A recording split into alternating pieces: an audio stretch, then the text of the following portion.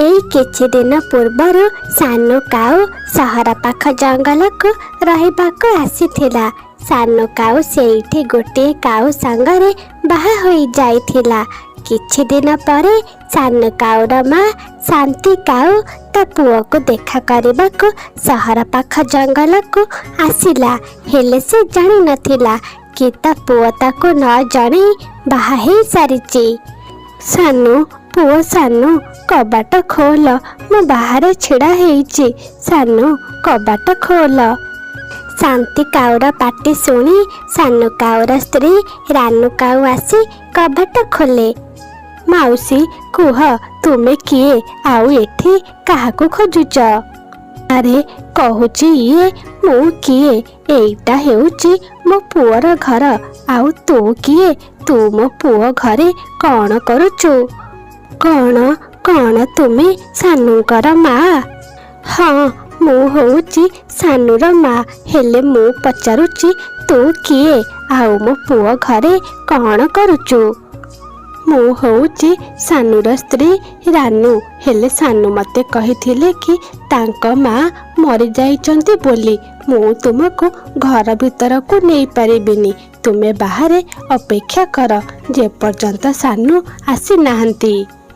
रानू काऊ कबाट बंद कर दिए आउ घर भीतर को चली जाए। माँ रिंकी रह रह मोर टिकिए कथा शुणु।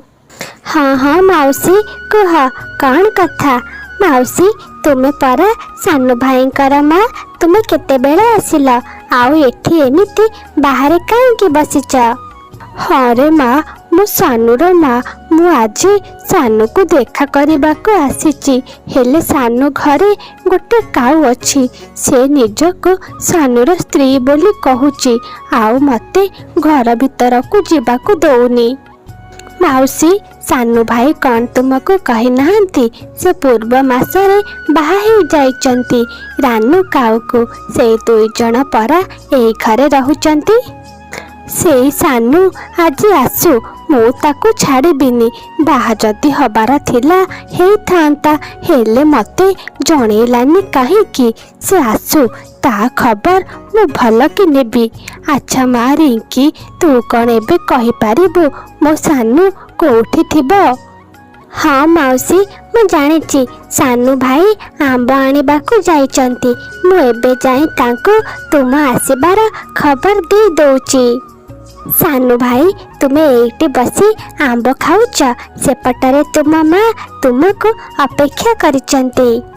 माँ कथा शुणी सानू काऊ तो हठात चमकी पड़े। कौन हेला? माँ आसीची। मो माँ कोठी अछि? रानू भौणी तो तांको घर भीतर को जीवाको देलेनी। से बाहरे बसी तुमको अपेक्षा करिचंती, जल्दी जाओ। हे भगवान मु एबे कौन करिबी? मु तो माँ को कही नथिली कि मु बाहा हे जाइची बोली। एबे माँ मते जमा छाड़िबनी। सानू काऊ जल्दी जल्दी उड़ीबाको लागे आउ ता माँ पाखको चली जाए। माँ मते क्षमा करि दियो, मते हठात बाहा हेबाको पड़िला। मु तुमको जणै पारिलिनी। सानू जदि जणै पारिलुनु कम से कम ताको तो गाँ को नहीं जाई थांतु। आम दुई जनकर भेट हो जाई थांता। एबे देख से मते घर भीतर को छाड़ुनी। जा आउ ताको कह मु होउची तोर माँ। हाँ माँ तुमे भीतर को आस, तुमको बा किए अटकेइब? मु एबे रानू को कही देउची। तापरे सानू काऊ ता माँ को घर भीतर को नहीं जाए। रानू ये हेउची मो माँ, जल्दी जाओ माँ पाई शरबत करके आनो। आउ तुमे माँ को घर भीतर को काहेकि आसीबाको देलनी? हेले सानू तुमे तो मते कहिथिला तुम माँ मरी जाइचंती बोली। मु केमिति जानिली तुम माँ मरिकी फोन थरे आसी जिबे बोली? अरे मु तो तुम संगरे सेमिति मजाक करुथिली। जाओ माँ पाई किछि खाइबा पीबार बंदोबस्त कर। पिंकी मु जानि नथिली ସାନୁଙ୍କର ମା ବଞ୍ଚିଛନ୍ତି ବୋଲି ସିଏ ଏବେ ଆମ ଘରକୁ ଆସିଛନ୍ତି। ସିଏ ତ ମୋତେ ନାକେଦମ କରିସାରିଲେଣି। ମୋତେ ସବୁବେଳେ ଖାଲି କାମ କରଉଛନ୍ତି, କେତେବେଳେ ଚାହା ତ କେତେବେଳେ ଖାଇବା। ରାନୁ, ସେ ଯେତେବେଳେ ଖାଇବା ମାଗୁଛନ୍ତି ତୁ ଲୁଣ ଆଉ ଲଙ୍କା ଗୁଣ୍ଡ ଟିକେ ଅଧିକ ମିଶେଇ ଦେବୁ, ଆଉ ଥଣ୍ଡା ପାଣି ମାଗିଲେ ଗରମ ପାଣି ଦେବୁ, ଗରମ ପାଣି ମାଗିଲେ ଥଣ୍ଡା ପାଣି। ଏମିତି ହଇରାଣ କଲେ ସେ ସେଠାରୁ ଚାଲିଯିବେ। ସନ୍ଧ୍ୟା ବେଳର ସମୟ ହେଇଥାଏ। ସାନୁ କାଉ, ରାନୁ କାଉ ଆଉ ଶାନ୍ତି କାଉ ବସିଥାନ୍ତି। ଶାନ୍ତି କାଉ କଥା ଆରମ୍ଭ କରେ। ପୁଅ ସାନୁ, କ'ଣ ବୋହୂ ଏପର୍ଯ୍ୟନ୍ତ ଅଣ୍ଡା ଦେଇନି? ବୋହୂ ଜଲ୍ଦି ଜଲ୍ଦି ଅଣ୍ଡା ଦେ, ତା ଭିତରୁ ମୋ ନାତି ଟୋକା ବାହାରିବ ଆଉ ମୋତେ ଜେଜେମା ଜେଜେମା ଡାକିବ। ନାଇଁ ଶାଶୁମା, ଏଇ କିଛି ଦିନ ତଳେ ତ ଆମର ବାହାଘର ହେଇଛି, ଏତେ ଜଲ୍ଦି ମୁଁ ଅଣ୍ଡା ଦେବାକୁ ଚାହୁଁନି। ସାନୁ, ତୁ ଇଏ କେମିତିକା କାଉକୁ ବାହା ହେଇଛୁ ଯିଏ ମୋତେ ନାତି ଦେବାକୁ ଚାହୁଁନି? ଏ ବୋହୂ, କାନ ଖୋଲିକି ଶୁଣି ରଖ, ଜଲ୍ଦି ଜଲ୍ଦି ମୋର ନାତି ଦରକାର, ନହେଲେ ମୁଁ ତତେ ଏ ଘରୁ ବାହାର କରିଦେବି ଆଉ ମୋ ପୁଅର ଆଉ ଗୋଟେ ବାହାଘର କରେଇଦେବି। ସାନୁ, ତୁମ ମା ଏସବୁ କ'ଣ କହୁଛନ୍ତି? ତୁମେ କ'ଣ ମୋତେ ଏଇ ଦିନ ଦେଖେଇବାକୁ ବାହା ହେଇଥିଲ? ରାନୁ, ମା ତ କିଛି ଭୁଲ କଥା କହୁନି। ଆଜି ନହେଲେ ବି କାଲି ତୁମେ ଅଣ୍ଡା ଦେବ। ଆଜି ଦେବାରେ ଅସୁବିଧା କ'ଣ ଅଛି? ଆମର ଗୋଟିଏ ଛୋଟ ପୁଅ ହେବ, କେତେ ଖୁସିର କଥା। ଏମିତି ଶୁଣି ରାନୁ କାଉ ତ ଚିନ୍ତାରେ ପଡ଼ିଯାଏ। ସେ ତା ସାଙ୍ଗ ପିଙ୍କି କାଉ ପାଖକୁ ଚାଲିଯାଏ। ସେ ସବୁ କଥା ପିଙ୍କି କାଉ ସାଙ୍ଗରେ କଥା ହେଉଥାଏ। ପିଙ୍କି, ମୁଁ ତତେ ଆଉ କ'ଣ କହିବି?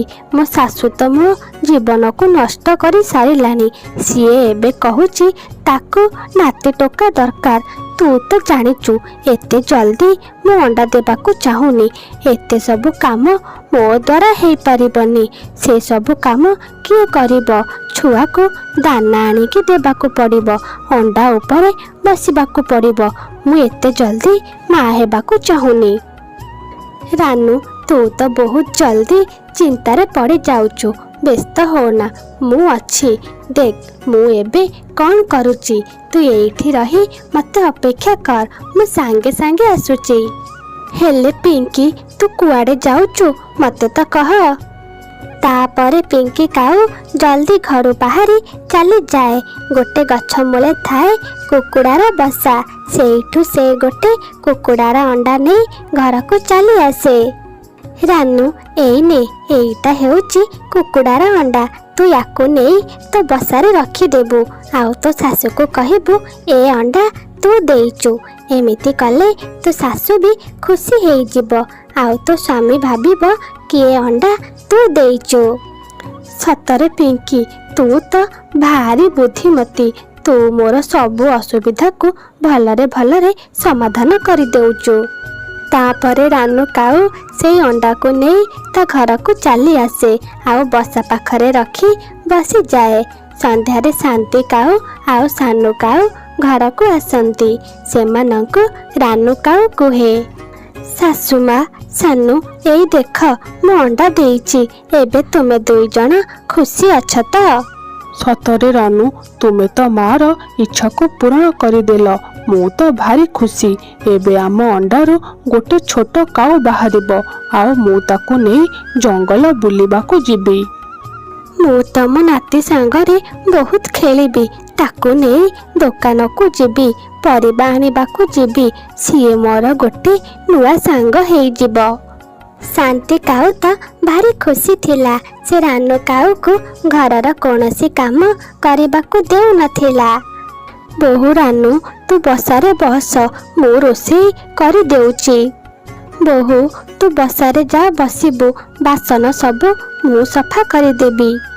ବୋହୂ, ଲୁଗାପଟା ସବୁ ଦେ, ମୁଁ ସଫା କରିଦେବି, ତୁ ଯା ଆରାମ କରିବୁ। ରାନୁ, ଆଉ କହ, ମୋ ଉପାୟ କେମିତି ଲାଗିଲା? ତୋ ଶାଶୁ ଆଉ ସ୍ୱାମୀ ଜାଣିପାରିଲେନି ନା ସେଇଟା ତୋ ଅଣ୍ଡା ନୁହଁ, ବରଂ ଗୋଟିଏ କୁକୁଡ଼ାର ଅଣ୍ଡା। ନା ପିଙ୍କି, କେହି ଜାଣିପାରିଲେନି। ଓଲଟି ମୁଁ ତ ଭାରି ଖୁସି। ମୋ ଶାଶୁ ମୋତେ ଆଉ କିଛି କାମ କରିବାକୁ କହୁନାହାନ୍ତି, ସବୁ କାମ ନିଜେ କରିଦେଉଛନ୍ତି। ଥରେ ରାନୁ କାଉ ନଦୀକୁ ପାଣି ପିଇବାକୁ ଯାଇଥାଏ। ଶାନ୍ତି କାଉ ଆଉ ସାନୁ କାଉ ଘରେ ଥାଆନ୍ତି। ଠିକ୍ ସେତିକି ବେଳେ ରାନୁ କାଉର ଅଣ୍ଡା ଫାଟିଯାଏ। ଆଉ ଗୋଟେ ଛୋଟ କୁକୁଡ଼ା ଛୁଆ ଅଣ୍ଡା ଭିତରୁ ବାହାରି ପଡ଼େ। ଆରେ ସାନୁ, ଏ କ'ଣ? ଆମ ବୋହୂ ଅଣ୍ଡାରୁ କ'ଣ କୁକୁଡ଼ା ଛୁଆ ବାହାରିଲାଣି? ମା, ରାନୁ ଆମକୁ ଧୋକା ଦେଇଛନ୍ତି। ସେ କୋଉଠୁ ଗୋଟେ କୁକୁଡ଼ା ଅଣ୍ଡା ଆଣି ରଖିଦେଇ ନିଜ ଅଣ୍ଡା ବୋଲି କହୁଛନ୍ତି। କିଛି ସମୟ ପରେ ରାନୁ କାଉ ଘରକୁ ଚାଲି ଆସେ। ତାର ପୋଲ ଖୋଲିଯାଏ। ସେ ଧରା ପଡ଼ିଯାଏ। ଶାଶୁ ମା, ମୋ ଦ୍ୱାରା ଭୁଲ ହେଇଯାଇଛି। ମୁଁ ଶେଷ ଭୁଲ ଭାବି ତୁମେ ମୋତେ କ୍ଷମା କରିଦିଅ। ଠିକ୍ ଅଛି ବୋହୂ, ଏଇଥରକ ମୁଁ ତତେ କ୍ଷମା କରୁଛି। ଆଉ ଯଦି ଏମିତିକା କିଛି ଭୁଲ କରିବୁ, ମୁଁ ମୋ ପୁଅର ବାହାଘର କରେଇଦେବି। ରାନୁ କାଉ କଥା ଦିଏ ସେ କେବେ ହେଲେ ଆଉ ତାଙ୍କୁ ଧୋକା ଦେବନି କି ମିଛ କହିବନି। ସାଙ୍ଗମାନେ, ଆଜିର ପ୍ରଶ୍ନ, ସାନୁ କାଉର ମାର ନାଁ କ'ଣ ଥିଲା? ଏ ଗୋରି କାଉ, ବି ଶାନ୍ତି କାଉ, ସି କମଳା କାଉ, ଡି ବିମଳା କାଉ? ଉତ୍ତର କମେଣ୍ଟରେ ନିଶ୍ଚୟ ଜଣାନ୍ତୁ। ମଧୁବନ ଜଙ୍ଗଲରେ ବହୁତ ଚଢ଼େଇମାନେ ରହୁଥିଲେ। ଯେଉଁଦିନ ଯେଉଁ ଚଢ଼େଇକୁ ଯାହା ଖାଇବାକୁ ମିଳେ ସେ ମନ ଖୁସି କରି ଖାଇଦିଏ। ସେହି ଜଙ୍ଗଲରେ ରହୁଥିଲେ ସାନୁ ଆଉ ରାନୁ କାଉ। ରାନୁ କାଉ ତ ସବୁବେଳେ ଘରେ ବସି ଖାଲି ସଜ ହୁଏ। ତା ସ୍ୱାମୀକୁ କୌଣସି କାମରେ ବି ସାହାଯ୍ୟ କରେନି। ଆଉ ତା ସ୍ୱାମୀକୁ ସବୁବେଳେ ଖାଇବା ପାଇଁ ହଇରାଣ କରେ। ସେ ସବୁଦିନ ନୂଆ ନୂଆ ଖାଇବା ଆଣିବାକୁ ତା ସ୍ୱାମୀ ଆଗରେ ଜିଦ୍ କରେ। ସାନୁ, ନିଅ ତୁମର ଏଇ ମକାର ଦାନା, ତୁମେ ଖାଅ। ମୁଁ ତ ଏଇ ମକାର ଦାନାକୁ ଆଜି ଜମା ହେଲେ ଖାଇବିନି। ମୋତେ ଆଜି ଲେମ୍ବୁ ଖାଇବାକୁ ଭାରି ଇଚ୍ଛା ହେଉଛି। ମୁଁ ଯଦି ଖାଇବି ତାହେଲେ ଲେମ୍ବୁ ହିଁ ଖାଇବି। ହେଲେ ରାନୁ, ଆମ ଜଙ୍ଗଲରେ ତ ଲେମ୍ବୁ ଗଛ ନାହିଁ। ଆଉ ଲେମ୍ବୁର ରସ ଭାରି ଖଟା, ତୁମେ ଖାଇପାରିବନି। ନିଅ, ଏଇ ମିଠା ମକାକୁ ଖାଇଦିଅ ଆଉ ତୁମ ପେଟ ଭରି ନିଅ। ହେଲେ ରାନୁ କାଉ ସେଇ ମକାର ଦାନାକୁ ଧରି ଝରକା ବାଟେ ବାହାରକୁ ଫୋପାଡ଼ି ଦିଏ। କିଛି ଦୂରରେ ମିଟୁ ଶୁଆ ବସିଥାଏ। ସେ ଜଲ୍ଦି ଉଡ଼ି ଆସି ସେଇ ମକାର ଦାନାକୁ ନେଇ ସେଠାରୁ ଚାଲିଯାଏ। ରାନୁ, ତୁମେ ଏ କ'ଣ କଲ? ସେଇ ମକାର ଦାନାକୁ ମୁଁ କେତେ କଷ୍ଟରେ ଖୋଜିକି ଆଣିଥିଲି, ଆଉ ତୁମେ ତାକୁ ଫୋପାଡ଼ି ଦେଲ। ଦେଖ, ସେଇ ମିଟୁ ଶୁଆ ମକାର ଦାନାକୁ ନେଇଗଲା। ସିଏ ଆରାମରେ ବସି ଆଜି ମକାର ଦାନା ଖାଇବ। ଆଉ ତୁମେ ଆଜି ଭୋକରେ ରହିବ। ମୁଁ ଭୋକରେ ରହିବି କାହିଁକି? ସାନୁ, ମୁଁ ତୁମକୁ କହିଦେଉଛି, ସନ୍ଧ୍ୟା ଭିତରେ ତୁମେ ଯଦି ମୋ ପାଇଁ ଲେମ୍ବୁ ନ ଆଣିବ, ମୁଁ ମୋ ବାପ ଘରକୁ ଚାଲିଯିବି। ଆଉ ତୁମେ ଏଇଠି ଏକା ରହିବ। ହଉ ହଉ ରାନୁ, ତୁମେ ଆଉ ରାଗନି। ମୁଁ ଯାଉଛି ଆଉ ତୁମ ପାଇଁ ଲେମ୍ବୁ ଖୋଜିକି ଆଣୁଛି। ଏମିତି କହି ସାନୁ କାଉ ଘରୁ ବାହାରି ଯାଏ। କିଛି ବାଟ ଗଲା ପରେ ସାନୁ କାଉର ଭେଟ ହୁଏ ଟିକି ଚଢ଼େଇ ସାଙ୍ଗରେ। ସାନୁ କାଉ ଟିକି ଚଢ଼େଇକୁ ପଚାରେ, ଟିକି, କ'ଣ ତୁ ଜାଣିଛୁ ମୋତେ ଲେମ୍ବୁ କୋଉଠି ମିଳିପାରିବ? ମୋର ଆଜି ଲେମ୍ବୁ ଯେମିତି ହେଲେ ଦରକାର। ସାନୁ ଭାଇ, କିଛି ବାଟ ଗଲା ପରେ ଗୋଟେ ନଦୀ ପଡ଼ିବ। ସେଇ ନଦୀ ପାଖରେ ଗୋଟେ ଲେମ୍ବୁ ଗଛ ଅଛି। ହେଲେ ସାନୁ ଭାଇ, ଲେମ୍ବୁ ତୋଳିବା ଭାରି କଷ୍ଟ। ଲେମ୍ବୁ ଗଛରେ ତ ବହୁତ କଣ୍ଟା। ହଁ ଟିକି, ମୁଁ ଜାଣିଛି। ହେଲେ ମୁଁ ବା ଆଉ କ'ଣ କରିପାରିବି? ମୋତେ ଆଜି ଯେମିତି ହେଲେ ଲେମ୍ବୁ ଆଣିବାକୁ ହେବ। ଏଇ ରାନୁ ତ ନହେଲେ ତା ବାପ ଘରକୁ ଚାଲିଯିବ। ଏଇ ରାନୁ ଭଉଣୀ ନା ସବୁବେଳେ ଖାଲି ଛୁଆଙ୍କ ଭଳି ଜିଦି କରୁଛନ୍ତି। ତାପରେ ସାନୁ କାଉ ଲେମ୍ବୁ ତୋଳିବାକୁ ଉଡ଼ିଯାଏ। କିଛି ବାଟ ଗଲା ପରେ ସାନୁ କାଉ ସେଇ ଲେମ୍ବୁର ଗଛ ପାଖରେ ପହଞ୍ଚିଯାଏ। ହେଲେ ଲେମ୍ବୁ ତ ଭିତରେ ହେଇଥାଏ, ଆଉ ଚାରିପଟେ ଥାଏ କଣ୍ଟା। ସାନୁ କାଉ ଗଛ ଉପରେ ବସେ। ଧୀରେ ଧୀରେ ସାନୁ କାଉ ଗଛ ଭିତରକୁ ଯାଏ ଆଉ ଲେମ୍ବୁକୁ ତୋଳିବାକୁ ଚେଷ୍ଟା କରେ। ହେଲେ ତା ପରରେ ଗୋଟିଏ ବଡ଼ କଣ୍ଟା ଫୋଡ଼ି ହେଇଯାଏ। ତଥାପି ସାନୁ କାଉ ଲେମ୍ବୁ ତୋଳେ ଆଉ ତା ଘରକୁ ନେଇ ଆସେ। ସାନୁ କାଉ ଆସି ସାଙ୍ଗେ ସାଙ୍ଗେ ତା ବସାରେ ଶୋଇ ପଡ଼େ। ନିଅ ରାନୁ, ମୁଁ ତୁମ ପାଇଁ ଲେମ୍ବୁ ନେଇ ଆସିଛି, ହେଲେ ଲେମ୍ବୁ କଣ୍ଟା ମୋ ପର ସାରା ଫୋଡ଼ି ହେଇଯାଇଛି। ରାନୁ କାଉ ସାନୁ କାଉ କଥାରେ ଏତେ ଧ୍ୟାନ ଦିଏ ନା, ଆଉ ମନ ଖୁସି କରି ଲେମ୍ବୁ ଖାଏ। ସେଇ ରାତି ଦେଖୁ ଦେଖୁ ବଢ଼ି ଚାଲେ। ଏପଟରେ ସାନୁ କାଉକୁ ବହୁତ ଜ୍ୱର ହେଇଯାଇଥାଏ। ସେ ତା ବସାରୁ ଉଠି ପାରୁନଥାଏ। ସାନୁ, ତୁମକୁ ତ ସତରେ ଜ୍ୱର ହେଇଯାଇଛି। ଆଜି ଦାନା କିଏ ଆଣିବ? ମୋତେ ତ ଭାରି ଭୋକ ଲାଗିଲାଣି। ରାନୁ, ମୋ ପର ପୁରା ଦରଜ ହେଇଯାଇଛି। ମୁଁ ଆଜି ଜମା ହେଲେ ବି ଉଡ଼ି ପାରିବିନି। ଆଜି ଗୋଟିଏ ଦିନ ତୁମେ ଦାନା ନେଇ ଆସ। ଇଚ୍ଛା ନଥାଇକି ବି ରାନୁ କାଉ ଘରୁ ବାହାରେ, କାହିଁକି ନା ତାକୁ ତ ଭୋକ ଲାଗୁଥାଏ। ରାନୁ କାଉ ଆଜି ପ୍ରଥମ ଥର ଖାଦ୍ୟ ଖୋଜିବାକୁ ବାହାରିଥାଏ। ସେ ଜାଣିନଥାଏ ତାକୁ ଦାନା କୋଉଠୁ ମିଳିବ।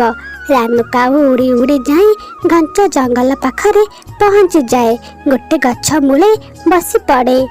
ମିଆଉ ମିଆଉ, ଆଜି ତ ମୋତେ ମାଂସ ମିଳିଗଲା। ମୁଁ ଏଇ କାଳି କାଉର ମାଂସକୁ ଖାଇବି। ରାନୁ କାଉ କାଳି ବିଲେଇକୁ ଦେଖିଦିଏ। ସିଏ ଜଲ୍ଦି ସେଠାରୁ ଉଡ଼ିଯାଏ। ସେ ଉଡ଼ି ଉଡ଼ି ଯାଇ ଗୋଟେ ଗଛ ଉପରେ ବସି ପଡ଼େ। ଓହୋ, ମୁଁ ତ ଆଜି ବଞ୍ଚିଗଲି। ଯଦି କାଳି ବିଲେଇ ମୋତେ ଦେଖିଦେଇଥାନ୍ତା, ସେ ତ ମୋତେ ଖାଇସାରନ୍ତାଣି। ରାନୁ କାଉ ସବୁ ଆଡ଼କୁ ଉଡ଼େ। ସେ ଗୋଟିଏ ଗଛ ଉପରୁ ଥାଇ ଦେଖେ ତଳେ କିଛି ଦାନା ପଡ଼ିଛି। ରାନୁ କାଉ ତଳକୁ ଆସି ଦାନା ଖାଇବାକୁ ଯିବା ବେଳେ ଟିକି ଚଢ଼େଇଟାକୁ ବଡ଼ ପାଟିରେ ଡାକେ। ରାନୁ ଭଉଣୀ, ଜଲ୍ଦି ସେଠାରୁ ଉଡ଼ିଯାଅ। ସେଇ ଦାନା ଶିକାରୀ ପକେଇଛି। ତୁମେ ଜାଲରେ ଫସିଯିବ। ଜଲ୍ଦି ସେଠାରୁ ଉଡ଼। ଟିକି ଚଢ଼େଇର ପାଟି ଶୁଣି ରାନୁ କାଉ ସେଠାରୁ ଉଡ଼ିଯାଏ। ଆଉ ଯାଇ ଗୋଟେ ଗଛ ଉପରେ ବସି ପଡ଼େ। ଟିକି, କ'ଣ କରିବି କହ? ମୋତେ ତ ଭାରି ଭୋକ ଲାଗିଲାଣି। ଆଚ୍ଛା ରାନୁ ଭଉଣୀ, ସାନୁ ଭାଇ କୁଆଡ଼େ ଗଲେ କି? ତମେ ଦାନା ଖୋଜିବାକୁ ଆସିଛ? ଟିକି, ସାନୁକୁ ଜ୍ୱର ହେଇଛି। ସାନୁ ଦେହରେ କଣ୍ଟା ଫୋଡ଼ି ହେଇଯାଇଛି। ସେ ଉଡ଼ି ପାରୁନି। ସେଇଥିପାଇଁ ମୁଁ ଦାନା ଖୋଜିବାକୁ ଆସିଛି। ରାନୁ ଭଉଣୀ, ତୁମେ ତ ସବୁଦିନ ସାନୁ ଭାଇଙ୍କୁ ହଇରାଣ କରୁଛ। ନୂଆ ନୂଆ ଖାଇବାର ଫରମାଇଶ କରୁଛ। ମୋତେ ଦେଖ, ମୋର ତ ସ୍ୱାମୀ ବି ନାହିଁ। ମୁଁ ମୋ ଛୁଆମାନଙ୍କୁ ଭାରି କଷ୍ଟରେ ପାଳୁଛି। ଦିନ ସାରା ମୁଁ କାମ କରୁଛି। ଟିକି ଚଢ଼େଇର କଥା ଶୁଣି ରାନୁ କାଉ ଭାରି ମନ ଦୁଃଖ କରେ। ହଁ ଟିକି, ମୁଁ ଆଜି ଜାଣିପାରୁଛି ଜଙ୍ଗଲରେ ଦାନା ଖୋଜିବା କେତେ ବିପଦ। ଆଉ ମୁଁ ସବୁବେଳେ ମୋ ସ୍ୱାମୀ ସାନୁଙ୍କୁ ହଇରାଣ କରୁଥିଲି। ରାନୁ ଭଉଣୀ, ଚାଲ, ତୁମେ ମୋ ସାଙ୍ଗରେ ଚାଲ। ମୁଁ ତୁମକୁ ଆଜି ଦେଖେଇବି ଜଙ୍ଗଲରେ ଦାନା କେମିତି ଖୋଜନ୍ତି। ତାପରେ ଟିକି ଚଢ଼େଇ ରାନୁ କାଉକୁ ନେଇ ପଡ଼ିଆକୁ ଉଡ଼ିଯାଏ। ପଡ଼ିଆରେ କିଛି ଶୁଖିଲା ପତ୍ର ପଡ଼ିଥାଏ। ରାନୁ ଭଉଣୀ, ତୁମେ ତୁମ ଥଣ୍ଟରେ ଏଇ ପତ୍ରକୁ ହଟାଅ। ଆ ତଳେ ତୁମକୁ ଦାନା ମିଳିଯିବ। ତାପରେ ରାନୁ କାଉ ଦାନା ଏକାଠି କରେ, ନିଜେ ଖାଏ। ଆଉ କିଛି ଦାନାକୁ ନେଇ ତା ସ୍ୱାମୀ ସାନୁ କାଉ ପାଖକୁ ଚାଲି ଆସେ। ସାନୁ, ଏଇ ନିଅ, ମୁଁ ତୁମ ପାଇଁ ଦାନା ଖୋଜିକି ନେଇ ଆସିଛି। ରାନୁ, ମୁଁ ଆଜି ତୁମ ପାଇଁ ଦାନା ଆଣିପାରିଲିନି। ତୁମେ ଆଉ ମୋତେ ଛାଡ଼ି ତୁମ ବାପ ଘରକୁ ଚାଲିଯିବନି ତ? ନାଇଁ ସାନୁ, ମୁଁ ଆଜି ଜାଣିପାରିଲି ଜଙ୍ଗଲରେ କେତେ ବିପଦ। ପ୍ରତିଦିନ ତୁମେ ମୋ ପାଇଁ କେତେ କଷ୍ଟ କରି ଦାନା ଆଣୁଛ। ମୁଁ ଆଉ ତୁମ ସାଙ୍ଗରେ ଜମା ହେଲେ ଝଗଡ଼ା କରିବିନି କି ବାପ ଘରକୁ ବି ଯିବିନି। ରାନୁର କଥା ଶୁଣି ସାଙ୍ଗେ ସାଙ୍ଗେ ସାନୁ ଉଠି ବସା ଉପରେ ବସେ। ରାନୁ, ତୁମେ କ'ଣ କହୁଛ? ସତରେ ତୁମେ ଆଉ ମୋ ସାଙ୍ଗରେ ଝଗଡ଼ା କରିବନି? ରାନୁ କାଉ ହସିବାକୁ ଲାଗେ। ସ୍ୱାମୀ ସ୍ତ୍ରୀ ଦୁଇ ଜଣ ମିଶି ଦାନା ଖାଆନ୍ତି।